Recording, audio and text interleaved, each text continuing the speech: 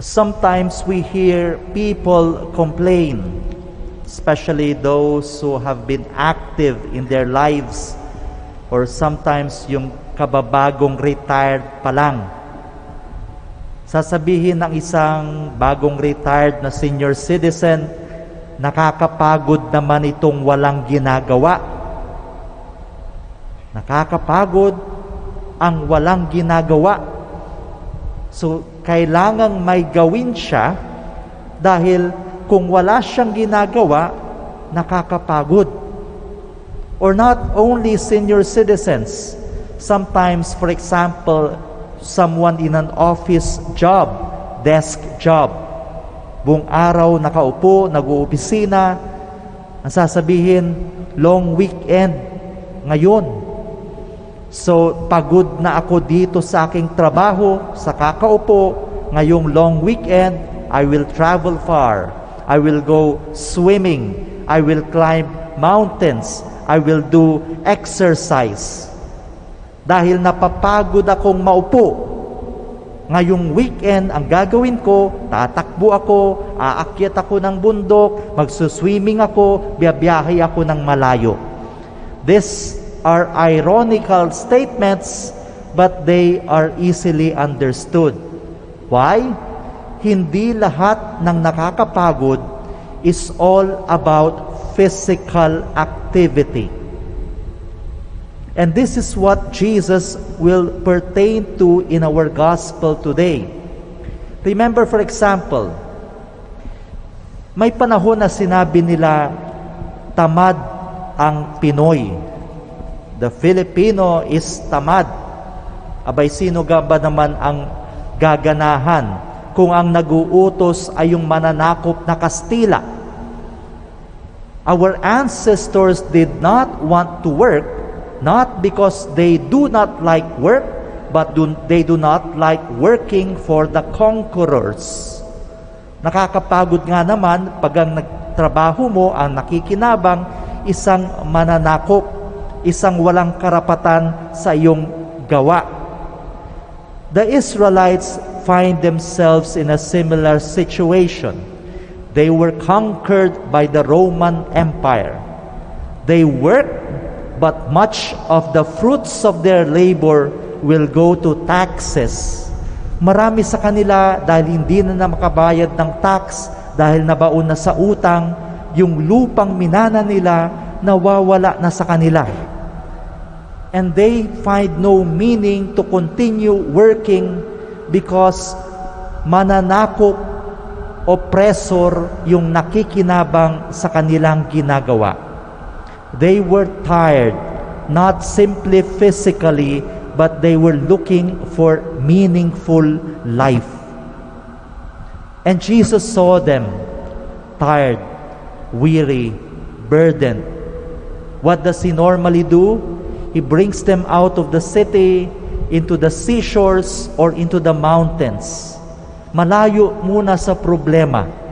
And once in the mountains, once in the seashores, once away from the problems, He begins to teach them. He begins to be with them. He begins to listen to them. He begins to cure their sicknesses and heavy hearts.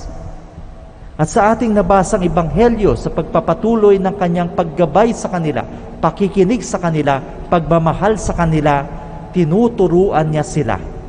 Ang sabi niya, "Come to me, for my yoke is easy and my burden light."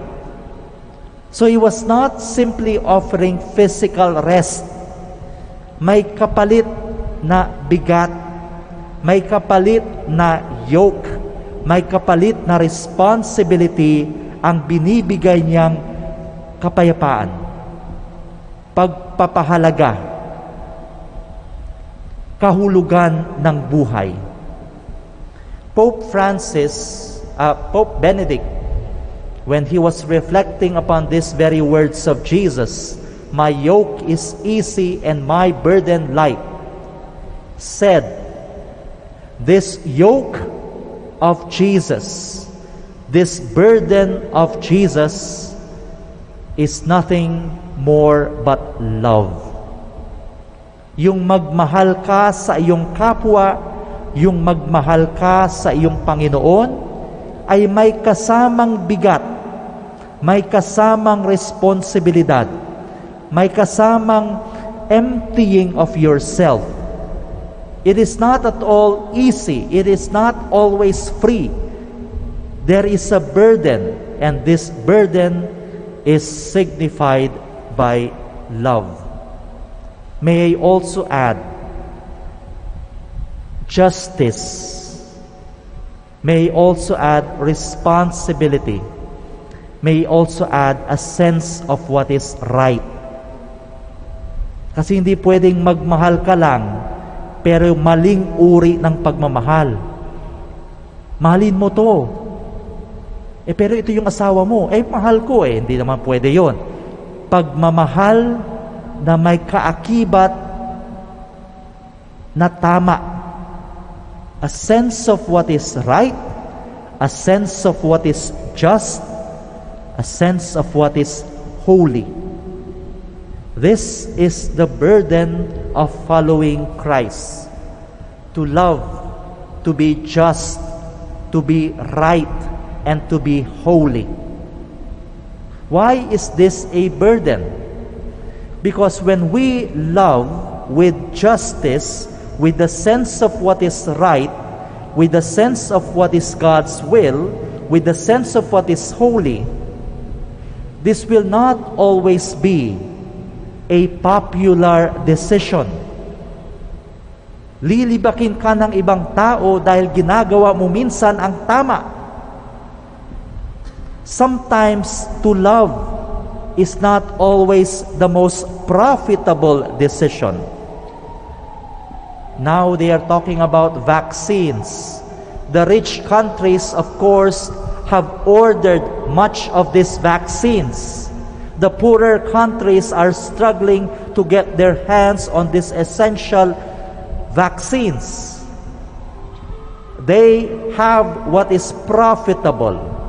We do not have so much money, but that does not mean we are exempted from being given the necessary vaccines. We should demand love. We should demand justice in the world. Hindi ito tungkol lamang sa pera.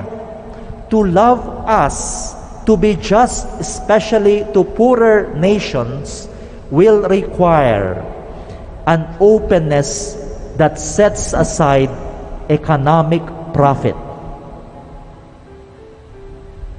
To be loving, to be just, to be right, and to be holy is not always the most powerful route. Yung iba, tingin nila pag may baril, pag may pananakot, pag may kapangyarihan, doon ka popwesto. But when people speak of love, speak of justice, speak of right, speak of holiness,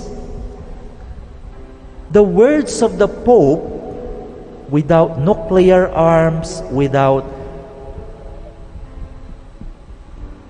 power, become more defining, become more definitive, become more attractive. These words are not coming from human power. These words are not coming from anything worldly, but they are loving, they are just, they are holy, they are right.